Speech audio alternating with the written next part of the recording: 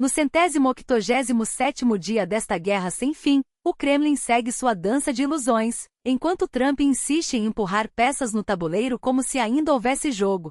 Afirma que não houve acordos, que reuniões entre Putin, Zelensky e até um encontro trilateral são pura ficção. Mas quem está enganando quem? O próprio Trump alimenta essa narrativa. Enquanto isso, o secretário do Tesouro dos Estados Unidos alerta: Putin faz exatamente o oposto do que prometeu ao presidente americano, e as consequências podem ser devastadoras. Quantas vezes já ouvimos esse mesmo discurso? A Europa, por sua vez, parece paralisada diante dos ataques descarados à presidente da Comissão Europeia, Ursula von der Leyen. Tudo indica que a Rússia está por trás do recente incidente com um avião que transportava a equipe da presidente, forçado a pousar em Nizhny Novgorod usando mapas analógicos depois de terem seus sistemas de navegação sabotados. Já chamei sua atenção várias vezes para os ataques russos a aeronaves civis, quando interferem nos sistemas de navegação. Quanto mais essas agressões passarem impunes, mais a Rússia se sentirá à vontade para agir. Enquanto isso, a Ucrânia não hesita em responder à altura. Drones ucranianos atingiram estações ferroviárias estratégicas no território russo, como a de Krasnodar, cortando rotas essenciais para o sul da Rússia e a Crimeia ocupada. No fronte, as contraofensivas ucranianas avançam. Tropas conseguiram consolidar posições em uma nova área econômica ao norte de Avdiivka e praticamente libertaram Kupiansk das forças russas. Do outro lado, os ataques russos se intensificaram, mas foram repelidos em 3 frentes diferentes. Enquanto isso, o fronte interno russo revela um cenário de corrupção desenfreada. Oficiais roubam e vendem tudo, muitas vezes a preços absurdos. Em Moscou, moradores próximos a hospitais militares protestam contra o transporte noturno de soldados feridos em helicópteros, reclamando que, mais uma vez, pegaram o povo errado. Mas isso é só uma pequena parte do que acontece diariamente. Agora, sobre a política internacional. Trump continua sua dança de ilusões, negando qualquer acordo ou encontro entre Putin e Zelensky. O porta-voz do Kremlin, Dmitry Peskov, reforça a versão de que não houve compromissos concretos, apenas a promessa de manter diálogos. Mas o que realmente aconteceu no Alasca foi uma demonstração clara de fraqueza. Trump queria isolar a Rússia com a ajuda da China, mas o resultado foi o oposto. Putin agora se aproxima de Pequim e até da Índia, com quem os Estados Unidos mantinham relações sólidas. Tudo que Trump buscava se desfez em fumaça. Regimes autoritários só entendem uma linguagem, a da força. E Trump, repetidas vezes, mostrou hesitação e indecisão. Agora não é só Putin que o desdenha, seus próprios assessores como Chakov e Lavrov o tratam com ironia. Trump não responde. Seus apoiadores, inclusive na comunidade russa pró-Ocidente, sonhavam com um líder audacioso, disposto a agir sem medo. Mas até agora, o que vimos foi quase nada. A única ação relevante foi um ataque a instalações nucleares iranianas, mas até nisso os Estados Unidos deixaram Israel fazer o trabalho sujo. A América sobreviverá a Trump? Provavelmente. Mas o país está perdendo sua liderança global, tanto na política quanto na economia, sem falar no abandono completo do soft power, representado pelo dólar. Ainda há tempo para reverter esse quadro? Sim, mas exigiria ações rápidas e decisivas. E até agora não há sinal de que Trump esteja preparado para isso. Enquanto isso, ele se perde em redes sociais, demite assessores que tentam alertá-lo e ignora conselhos, agindo como se não soubesse o que fazer. Para ser justo, o secretário do Tesouro dos Estados Unidos voltou a ameaçar a Rússia com sanções mais duras. Depois da reunião no Alasca, Putin fez exatamente o contrário do que havia prometido, intensificou os bombardeios na Ucrânia. Trump tem todas as opções sobre a mesa, e nesta semana vamos analisá-las com atenção, declarou o secretário em entrevista à Fox News. Mas mais uma vez palavras vazias. Já sabemos como funciona. Na Casa Branca, um dia é festa, no outro, desespero. Trump oscila sem rumo porque todas as suas ameaças, súplicas e negociações caíram no vazio. Enquanto isso, na Rússia, os mesmos velhos fantasmas ressurgem. A corrupção, a repressão e a propaganda seguem intactas. Mas você pode fazer a diferença. Apoiar este canal com um like, um comentário ou uma assinatura ajuda a levar informações confiáveis adiante. Cada ação sua conta, especialmente as assinaturas, que são essenciais para o algoritmo do YouTube. Não custa nada, mas faz toda a diferença. Se quiser ir além, pode contribuir financeiramente pelo Patreon, cujo link está na descrição. Outra forma de ajudar é adquirindo um VPN confiável, que permite contornar bloqueios, acessar redes sociais como Instagram, Twitter e Telegram, além de assistir a vídeos no YouTube que foram censurados na Rússia. Um bom VPN garante liberdade na internet, e o que recomendo, e pelo qual me responsabilizo, está disponível no link da descrição. Comprando por lá, você apoia a produção de novos conteúdos. Por enquanto, ainda é legal usar VPN na Rússia, mas a tendência é que isso mude. Não espere até que seja tarde demais. A informação é a arma mais poderosa contra a desinformação, e você pode ser parte dessa resistência, vezes mais frequentes e agressivas. O ex-presidente ucraniano Viktor Yanukovych reapareceu em um vídeo, desta vez como mais uma peça no tabuleiro da propaganda russa. Pouco importa o que ele diz, o que chama atenção é o fato de que, depois de anos desaparecido, agora ressurge como um fantoche do Kremlin.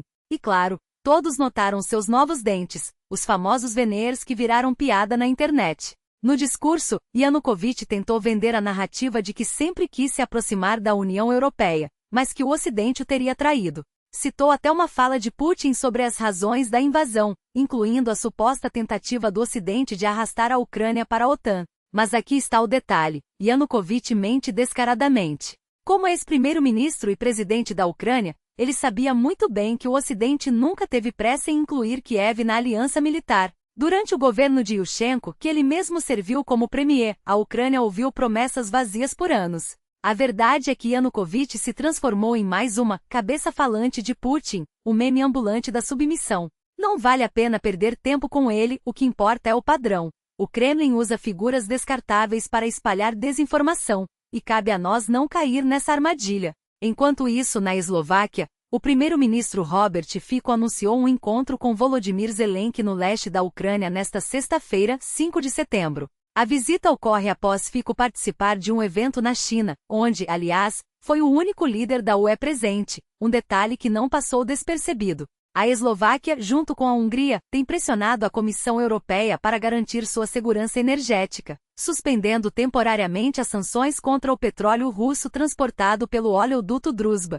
Fico é um dos poucos líderes ocidentais que ainda visita Moscou desde o início da guerra em grande escala, e sua reunião com Zelensky levanta questões. O que ele espera alcançar? Difícil imaginar que a Ucrânia vá ceder às pressões eslovacas e húngaras para interromper os ataques ao Druzhba, já que o oleoduto não abastece apenas esses países, mas também terminais como de Odessa e refinarias na Bielorrússia. No entanto, a visita pode abrir portas para negociações inesperadas.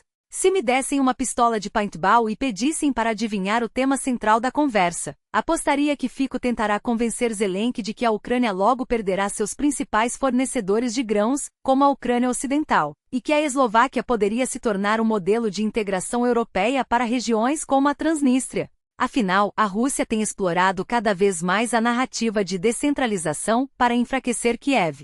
Enquanto isso, os petroleiros do Dark Fleet, navios que transportam petróleo russo sob bandeiras de conveniência, enfrentam problemas crescentes.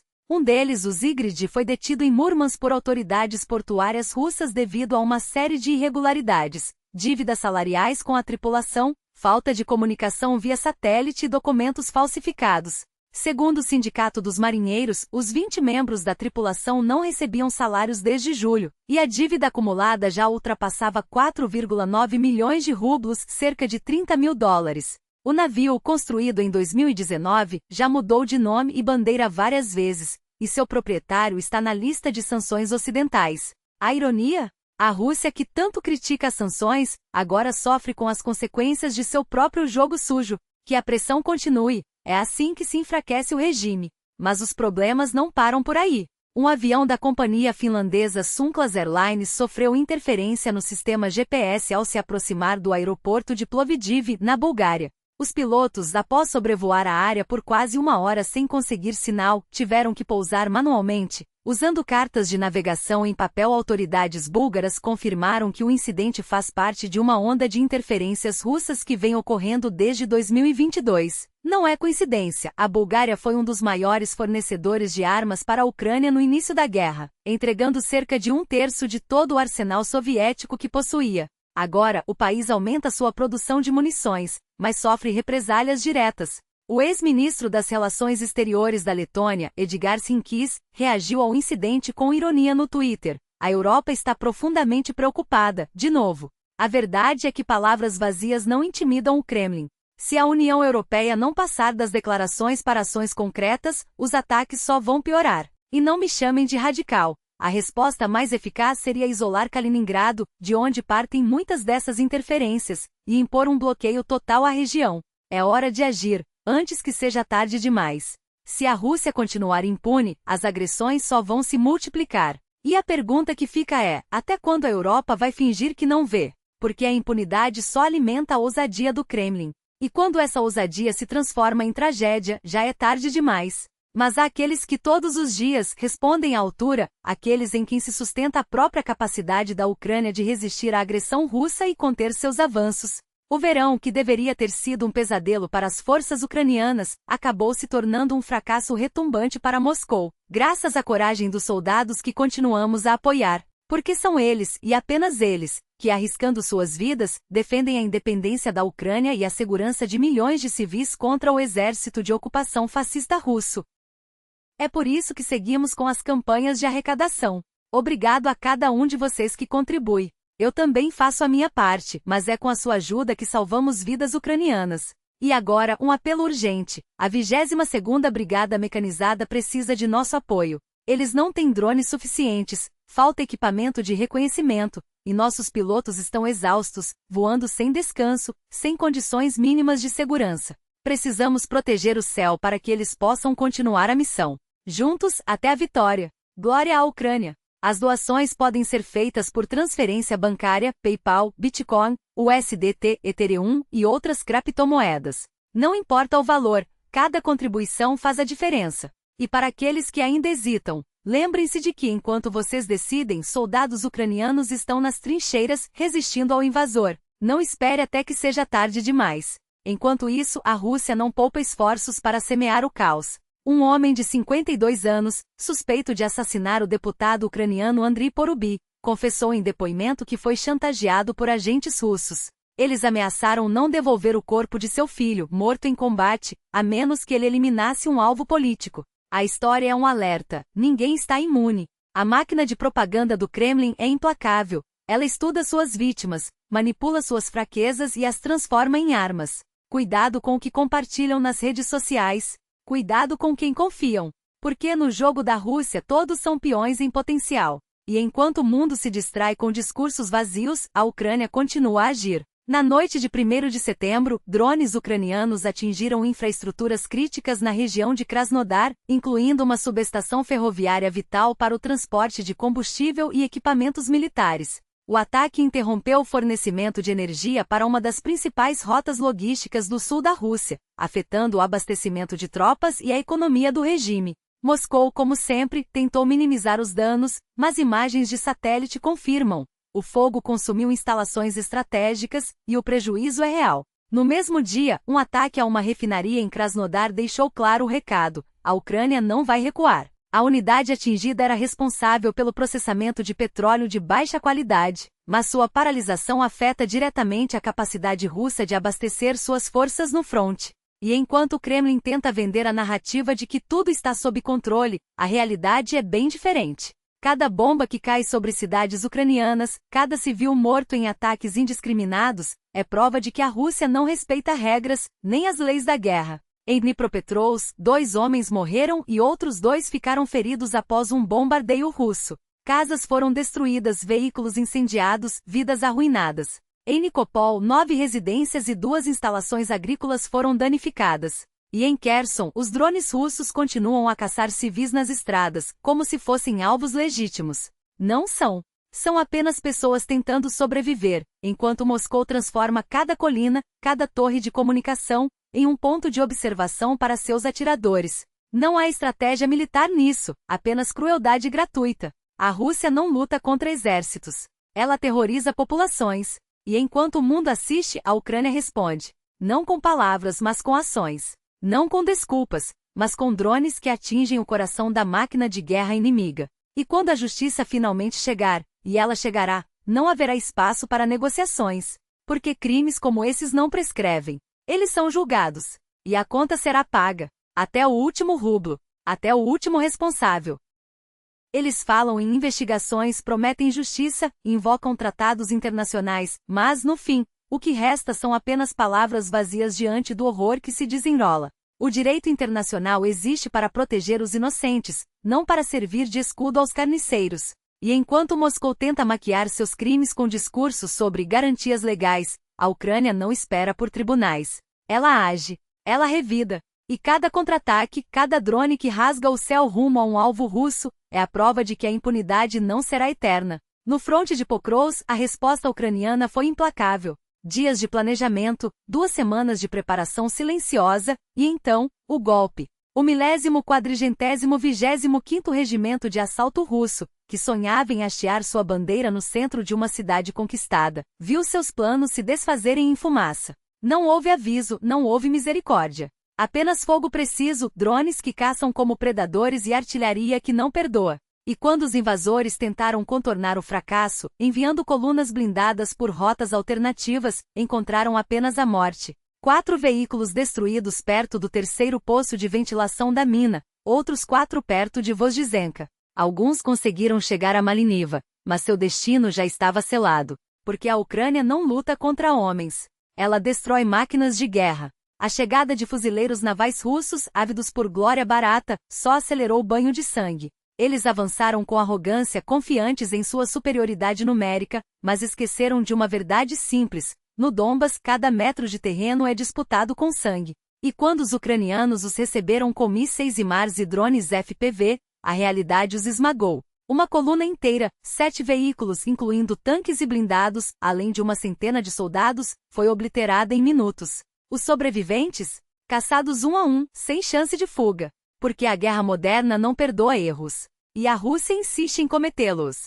Enquanto isso, em Taretsky, outro teatro de horrores se desenrolava. Os russos tentaram mais uma vez tomar Katerinica, enviando um batalhão de paraquedistas em uma missão suicida. Mas os defensores da 12ª Brigada Azov estavam à espera. Minas, drones, artilharia, cada passo do inimigo foi respondido com fogo. 3 BMPs conseguiram chegar às ruas da cidade, mas não por muito tempo. Em minutos, foram reduzidos a sucata fumegante. Os soldados que sobreviveram se esconderam em porões, acreditando que ali estariam a salvo. Enganaram-se, porque a Ucrânia não deixa sobreviventes. E enquanto o general Gerasimo, com sua retórica vazia, insiste que o plano de verão da Rússia está indo conforme o esperado, a realidade no fronte desmente cada palavra. Seus mapas mentirosos não resistem aos fatos. Em Felia, os invasores mal conseguem manter posições precárias, avançando metros a custo de centenas de vidas.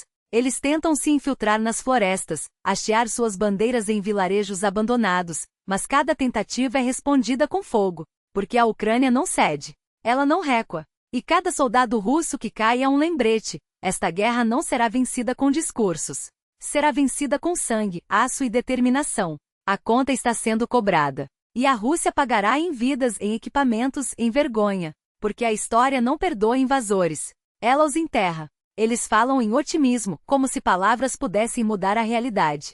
Como se mapas distorcidos e relatórios inflados fossem capazes de apagar o cheiro de pólvora e o som de corpos caindo. Mas a verdade não se rende a narrativas. A verdade está escrita no solo de Kupiansk, onde cada metro conquistado custa mais do que a Rússia pode pagar.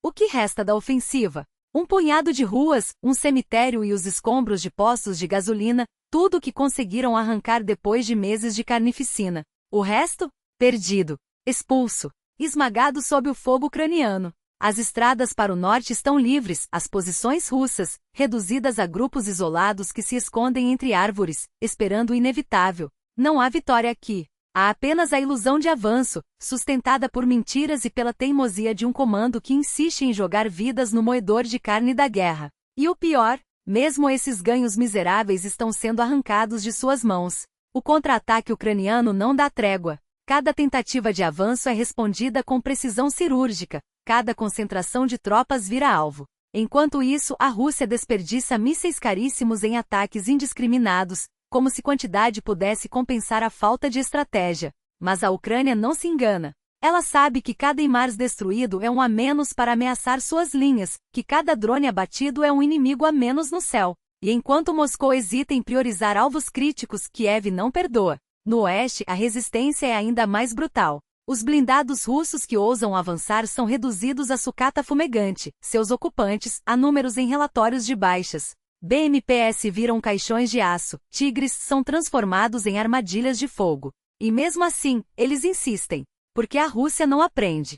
Ela repete os mesmos erros, joga os mesmos soldados contra as mesmas posições fortificadas, como se a definição de loucura não fosse clara o suficiente. Os números não mentem. 7 quilômetros quadrados em uma semana, uma conquista que mal cobre um bairro de cidade média. E mesmo assim é menos do que antes. Menos do que em julho. Menos do que em junho. A ofensiva russa está estagnada, um zumbi militar que cambaleia sem rumo, sugando recursos e vidas em troca de migalhas de território. Enquanto isso, a Ucrânia recupera o que foi perdido. Passo a passo, mas com uma certeza que a Rússia não tem, a de que cada centímetro reconquistado é uma derrota a mais para o invasor. E então vêm as bombas. Centenas delas lançadas não apenas contra cidades, mas contra posições militares, como se o terror pudesse substituir a tática. Mas a Ucrânia não se curva. Ela se adapta. Cada ataque aéreo é respondido com mais defesas, cada avanço russo é recebido com mais fogo. Porque a guerra não se ganha com promessas. Ela se ganha com resistência. Com a recusa em aceitar que o inimigo pode vencer. A Rússia ainda tem ilusões. Mas a história já escreveu o fim dessa história. E ele não termina com bandeiras russas tremulando sobre Kiev. Termina com elas queimadas, enterradas sob os escombros de uma invasão que nunca deveria ter começado. Eles reclamam do barulho dos helicópteros que salvam vidas. Do som das pás cortando o ar noturno para levar um paciente em estado crítico até o hospital. Enquanto isso, nas trincheiras ucranianas, soldados russos agonizam sem socorro, implorando por uma bala para abreviar o sofrimento. A hipocrisia não tem limites.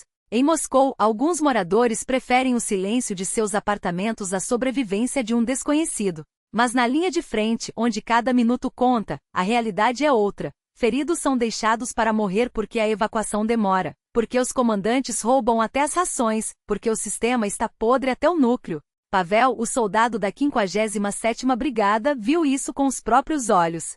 Sangrou por horas, arrastou-se com os companheiros sob fogo de drones, implorou para que o matassem antes que a gangrena tomasse conta. E quando finalmente chegou ao hospital, já era tarde demais. A perna foi embora. E com ela a ilusão de que alguém se importava.